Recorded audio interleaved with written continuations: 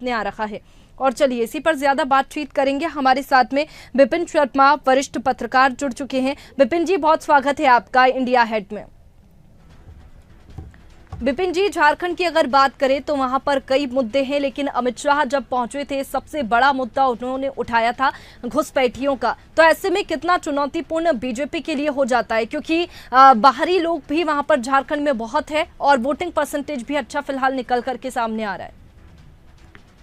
देखिए, निस्संदेह क्योंकि घुसपैठ की जो समस्या है वो बहुत ज्वलंत मुद्दा है और सही मायने में अगर झारखंड को, जिसका जन्म नवंबर 2000 में हुआ था और 24 वर्षीय ये राज्य है, बड़ी अहमियत रखता है, तो यहाँ पर अगर इसको सही मायने में विकसित समृद्ध बनाना है तो यहाँ पर घुसपैठ मुक्त करना पड़ेगा। क्योंकि यहाँ पर देखिए, संसाधन किसी भी राज्य में सीमित होते हैं और अगर बाहर से घुसपैठ आ जाते हैं तो यहाँ पर वो जो संसाधन है उस पे इसका सीधा असर पड़ता है। तो जो वहां के सही जो नागरिक हैं तो वो उस पे इसकी मार पड़ती है। तो यहाँ पर मुद्दे बेशुमार हैं झारखंड में।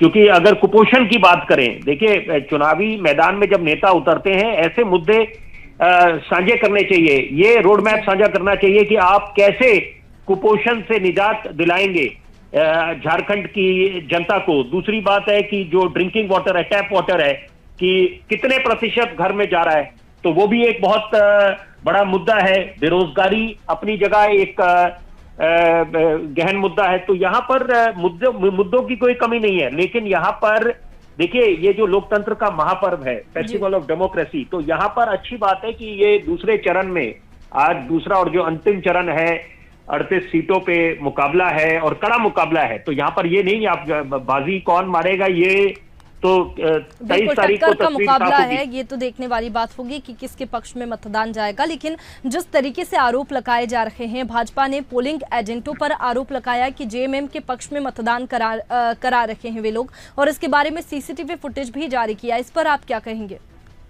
देखिए, ये बतौर पत्रकार जो मैं समझ रखता हूं, मैं इसकी तुलना करूंगा उत्तर प्रदेश, जो 9 सीटों पे उपचुनाव हो रहा है। वहां पर अखिलेश यादव खुद हमलावर हैं भाजपा पे, तो वो कह रहे हैं कि यहाँ पर काफी ऐसे मामले उजागर हुए हैं कि जहां पर जो बूथ लेवल के अफसर हैं या ऑफिशियल्स हैं, तो वो लोग सहयोग कर रहे हैं भाजपा का।